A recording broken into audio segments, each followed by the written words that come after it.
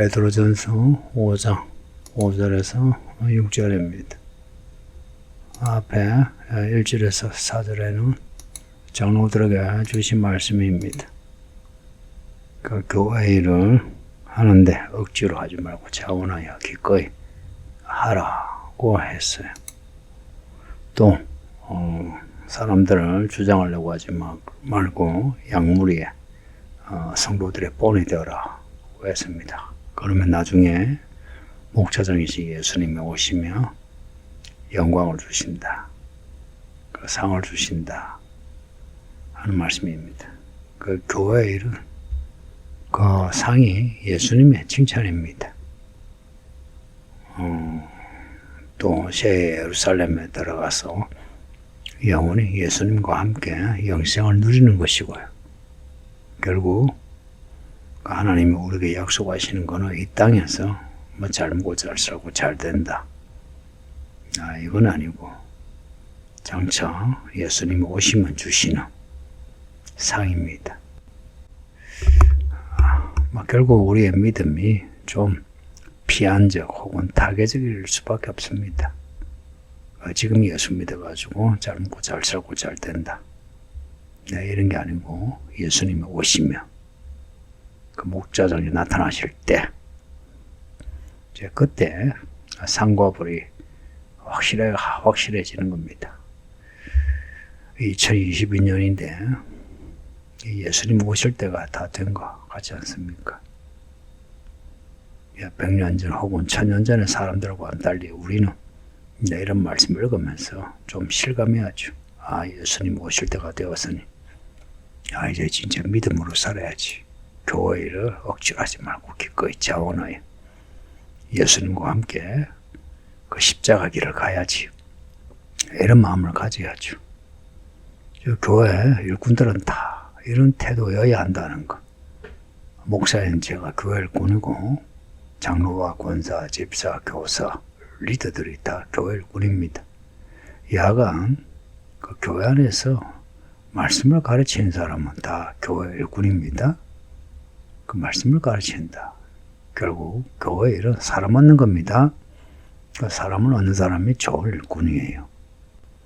그 디모데전서나 디도스에 감독이나 집사, 장로들의 요건을 이야기하죠. 그 요건들을 한마디로 말하면 사람 얻을 수 있는 사람의 요건입니다. 그런 교회 일꾼들, 성도들이 어떻게 돼야 되겠습니까? 그 5절에 보면 젊은 자들 나오는데 앞에 장로는 실은 그 단어가 늙은 자, 교회 오래 묵은 사람이죠. 그 젊은 자는 말 그대로 나이가 젊은 자일 수도 있고요. 또 이 단어가 교회에 이제 들어온 지 얼마 안 되는 사람일 수도 있어요. 히브리식으로는 갓난아이, 남자를 이야기하는데 교회에 말씀을 배우는 사람들을 일컫는다 생각하세요. 젊은 자들에게 주시는 말씀은 이래요. 장로들에게 순종하라. 이것이 가장 큰 메시지입니다. 교회의 젊은 자들, 그 교회 학교 아이들 비롯해서 세신자들, 또 목장의 성도들, 또 이 교회 모든 성도들은 말씀을 가르치는 그 목사에게 순종하고 말씀 가르치는 목자에게 순종하세요. 순종한다, 복종한다, 이걸 계급적인 의미로 따지면 곤란합니다. 이거는 하나님 아버지께 순종하는 겁니다. 실은 저와 여러분, 또 목자와 성도들 간의 관계는 간접적이에요. 직접적인 것은 다 예수님이십니다. 제가 전하는 그 말씀에 순종한다. 제게 순종하는 겁니까? 그리스도에게 순종하는 거죠. 그럼 제게 순종하지 않으면 그리스도에게 순종하지 않는 겁니다. 제가 전하는 말씀에 순종하지 않으면서 그리스도에게 순종할 수 있느냐? 그런 궤변은 말하지 않아야 됩니다. 그런데 이 시대가야 이상한 시대 돼가지고 이런 궤변이 교회 안에 많습니다. 내가 사람에게 순종하나 주께 순종하지 하면서 교회도 나가지 않고 교회 생활도 하지 않고 말씀을 가르치는 목사, 목자에게 순종하지도 않고 그러면서 자기 믿음 자기가 챙기려고 하는 어쩌다 교회가 이런 모습이 되었는지. 그 마지막 때 하나님의 집을 먼저 지신다 하니 참 이제 교회가 많이 어려워질 것 같습니다. 장로들에게 순종하랍니다. 그 말씀에 순종하세요. 그 말씀에 순종한다는 것은 말씀을 가르치는 목사에게 순종하는 겁니다. 그걸 사람에게 순종한다 이렇게 생각하지 마세요.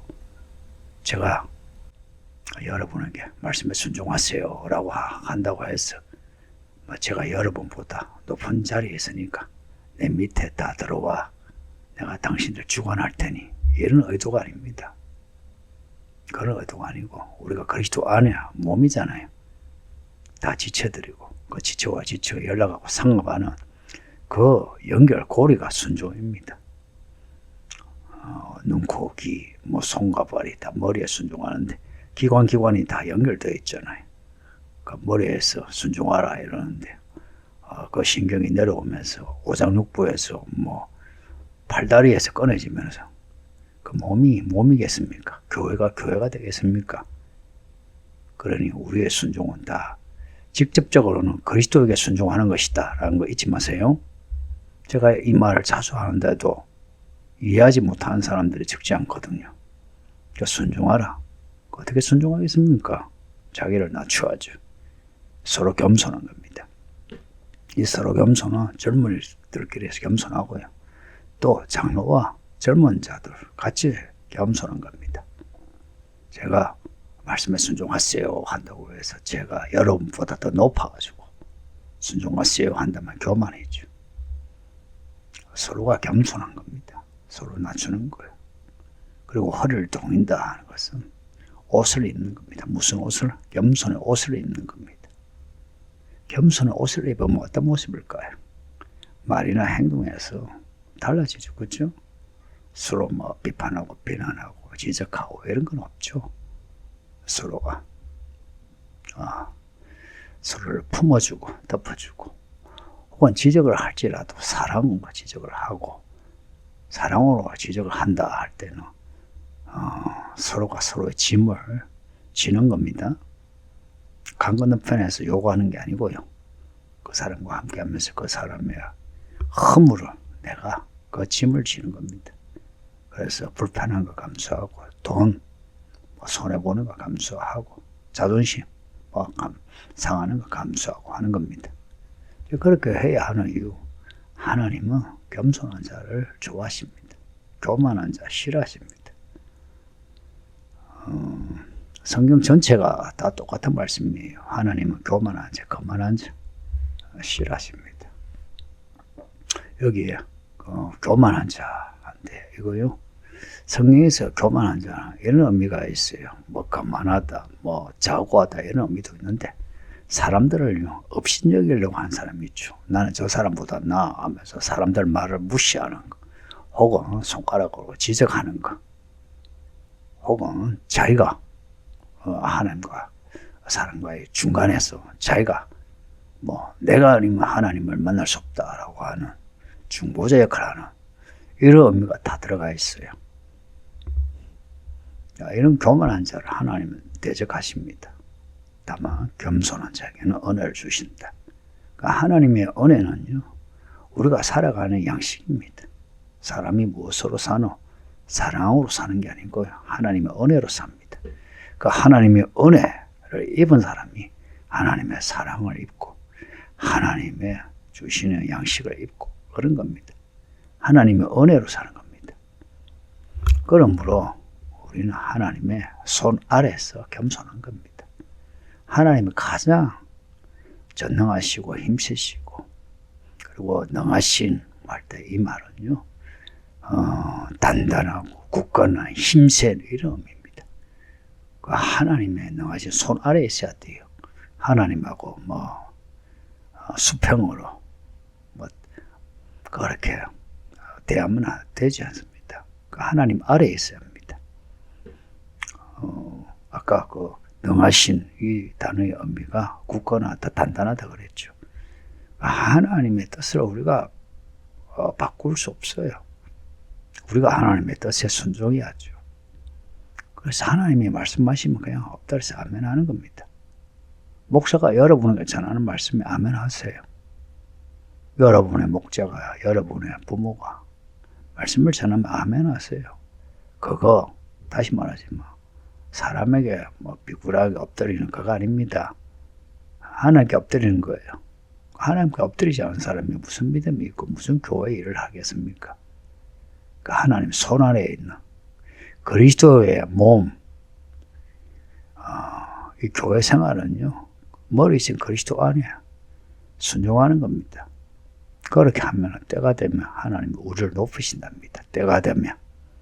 앞에 4절에 목자장이 나타나실 때, 또 6절에 때가 되면, 사실 우리들의 때는 예수님이 다시 오실 때입니다.